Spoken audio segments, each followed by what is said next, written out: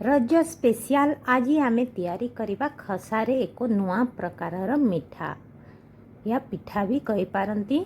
याकू तैयारी करबा बहुत सहज, ये हेल्दी और टेस्टी भी होता है। हेलो फ्रेंड्स, आपण माननकु मो चैनल रे स्वागत करूची। चलंतु आमे तैयारी करबा। मो हेल्दी तरीका तैयारी करूची, सेति पय मो नेछि गाजर को आमे एभली भलो भाबरे प्रथमे सफा करि नेबा। सफा कला परे आकु आमे धोई नेबा। ये देखंतु मु गाजर गुड़ी को भल भाव में धोई नहीं। धोइला परे आकु छोट छोट ये काटिकी आमे तैयार कर नेबा। आपण निज हिसाब रे छोट बड़ जमती काटिबा पई चाहछंती से हिसाब रे काटिकी तैयार करनिया। आउ देखंतु ये भाव में मु सब गुड़ी को काटी नहीं। आ गैस ऑन करके गोटे कढ़ाई गरम करछि। सेठी मु डालछि पानी आ गोटे स्टैंड आ ये गोटे जालीदार वाला प्लेट। जालीदार न हेले भी चलिबो। आ सेठी आम पकई देबा गाजर को। एमती कले कोन शीघ्र आमर गाजरटा सिझी जिवो। आ सेती ढंकेकी देबा आ गाजर को सिझिबा पई देबा। गाजर आमर सिझीगला परे आकु आमे गैस रु तळकु ओल्हेई नेबा। आपण चाहिले आकु एई बडी भाबरे चेक करिवि ओल्हेई पारबे से गाजर सिझिछि कि नाइ कहिकी। आउ ते बडी मो भी चेक करिकि टिके एई बडी देखिली। तो गाजर आम सिझ जाइछि। तापरे आकु ओल्हेईकी गोटे प्लेट रे मु ढाळि नउछि। आउ आकु आमे गोटे मेसर साइज रे मेस कर देबा। मेसर साइज रे हा जे कोनोसी साइज रे भी जदि हाथ रे करिवा पई चाहछन्ते ताहाले टिके ठंडा हेकी करिवे। गरम अछि ना, मु गरम गरम करूछि। टिके ठंडा हेकी हाथ रे मेस कर नेबे। सेठी मु पके दोछि 2 बड़ चामच चाउल चूना आउ सेही चामच नहीं 2 बड़ चामच सुगर पाउडर यानी चीनी पाउडर को मु ग्राइंड कर देथिली। चीनी को आ याकू पाउडर करके एथिरे मिक्स करछि।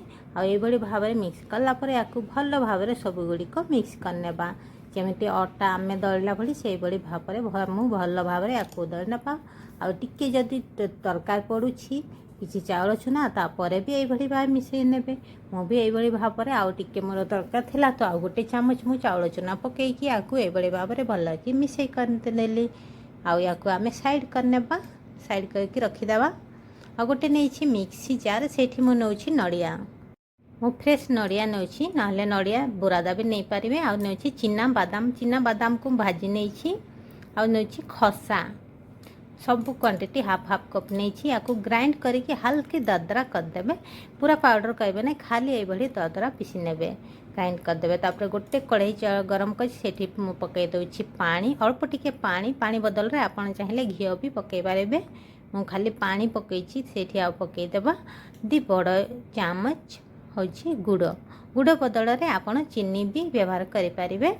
चीनी जदि आपण को पसंद चीनी भी याकू सहित व्यवहार करि पारिबे। तापर गुड़ को भल भाव रे एबळी ताकू गोळै नेबा। तापर सेठी आमे पकई देबा नड़िया गुडी को जो आमे ग्राइंड करके रखिथिले ताकू पकईकी याकू भल भाव रे मिसै नेबा। फ्लेम लो ही रखिबे, नहले लो न रखिले ये जड़ी जापारे। से फ्लेमटा लो ही रखिबे। एपरी भाव में देखंतु एगुडी को मु तैयार कर नेछि। जो गाजर आमर मिक्सचरटा तैयार हेछि ताको एबळी भाव में नहीं कि आकु कटोरी शेप रे तैयार करबा। यानी गोटे ताटिया जेमति तैयार करते से बळी शेप रे कर देबा। आ नड़िया पुरो गुडी जो तैयार करछि ता भीतर नड़िया पुरो पकेकी याकू एभली भाव में गोल करि देबा। तापरे जो खसा गुड़ी को आहरी मु नहीं, खसा गुड़ी को नहीं। तापरे ताकू खसारे भल भाव में चारि पाख आमे लगे नेबा। एबार भाव में मुझे लगे देछि। आ गोटे देखंतु जो गाजर मिक्सचरटा आमर हेछि सेटा कटोरी भलिया माने ताटिया भलिया शेप करिकी नड़िया मिक्सचरटा को ता भितर पुरो देकी याकू मु सील कर देली, सेट कर देली। तापरे जो खसा अछि खसा गुड़ी को ता ऊपर भल भाव में चारि पाख में लगे देबा। आ एभली भाव में मु तैयार कर नउछि। आ गोटे प्लेट नहीं कि सेठी मु टिके घिओ रे ग्रीस करदेली। घिओ नहले तेल रे भी ग्रीस कर पारिबे। सेठी आमे रखी नेबा गोटे परे गोटे। आ एई भली भाव में सब गुडी को मु तैयार नैछि। आ छोटो ग्लास गोटे नैछि। मु कोन करबी ता ऊपर एई भली हल्का प्रेस कर देबी ताको माने शेप देखिबा पई टिके भल लागिबो। माने डिजाइन परिका टिके देखिबा पई। तो सेठी पई एभली कछि आपण चाहिले छोटो साइज बड़ साइज जेमति करिवे सेही हिसाब रे आको कर नेबे। एई गुटी को मु कर नैछि।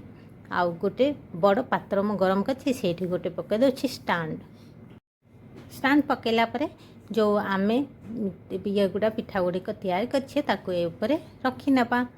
आपण चाहिले याकू छाणी पारंती, मु छाणुनी बिना छाणी रे मुको याकू स्टीम करूछि।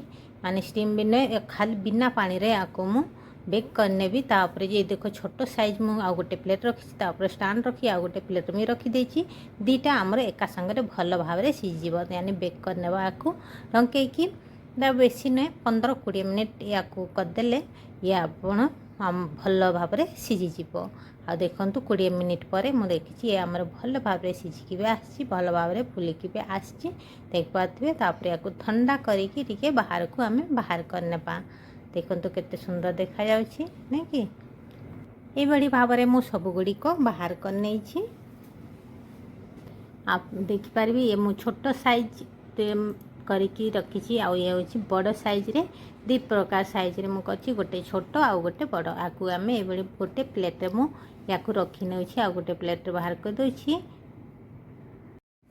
ताको ये भाव में बाहर करने बाहर करला परे जो आम नड़िया मिक्सचरटा तैयार करथिले से नड़िया मिक्सचरटा को ये गोल आकार करके या सेंटर आम रखी नवा ये मझे या रखी नवा एमती रखिले कौन देखापी भी सुंदर भितर भी आमर पुर देपर ऊपर भी आम ये रखी नवा तापर जो चिना बादाम फाड़ फाड़ जो होपर मुझे गार्निश कर दूसरी ताकि देखापी आहरी सुंदर लगे आपड़ चाहिए न गार्निश करके भाव में भी आपड़ खाईपारे ना ये आप गार्निश करके देखु मुझे देखी केते सुंदर भीतर भाव में आमर पुरटा भी दिखाई केते सुंदर होती खाइले आपण निजे तैयारी कले जानबे केमिति टेस्ट होती यही भाव में रज स्पेशल या तैयारी करंतु आउ खांतु वीडियो को लाइक शेयर चैनल को सब्सक्राइब आउ बेल आइकन बटन को दबाई देबे।